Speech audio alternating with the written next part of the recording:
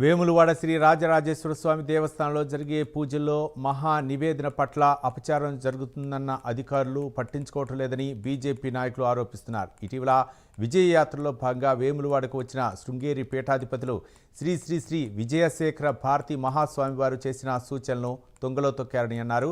ఆగమ శాస్త్ర నిబంధనలకు విరుద్ధంగా స్వామివారు మహానివేదన తయారు చేస్తున్న అధికారుల్లో చలనం లేదని విమర్శించారు. కట్టెల పొయ్యి మీద వండాల్సిన మహా నివేదనను సిలిండర్లపై చేస్తున్నారని ఆరోపించారు.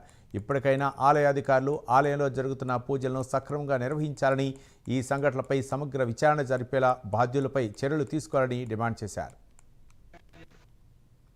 దేవాలయ పునర్నిర్మాణ పేరు మీద ఏదైతుందో మనం చూస్తే ప్రతిసారి కూడా మనకు కూడా శృంగేరి పీఠాధిపతిగా వచ్చిన సమావేశాల ఆగమ శాస్త్ర ప్రకారం ఒకవేళ పూజా విధానము పూజలో అటు షిఫ్ట్ అయినా వివేచనకి షిఫ్ట్ అయినా కానీ ఇక్కడ భగవంతునికి చేసే రాజనుకు చేసే కైంకర్యాలు కానీ యథావిధిగా కొనసాగుతాయని చెప్తా ఉన్నారు అధికారులు.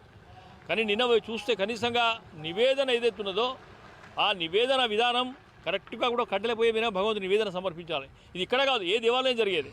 మరి నిన్న పోయి చూస్తాడా కనీసం ఆడ అరేంజ్మెంట్ సక్కలేమనే ఉద్దేశంతో సిలిండర్ల మీద వంటవాడి భోజనాన్ని తీసుకొని పోతా ఉన్నారు. ఇది ఎంతవరకు సంబంధించిన సమాధానం చెప్పాలి. మరి వీటి అడిగితే మన ప్రతిసారి కూడా దీనికి అభివృద్ధికి సంబంధం లేదు, మేము అభివృద్ధికి ఆటంకపడతలేం, కానీ ఆ అభివృద్ధి పేరు బోచిని చూపించి దాని అభివృద్ధి ఇచ్చి ప్రతి విషయంలో కాంప్రమైజ్ అవుతాడని కూడా ఊరుకునే ప్రసక్తి లేదు.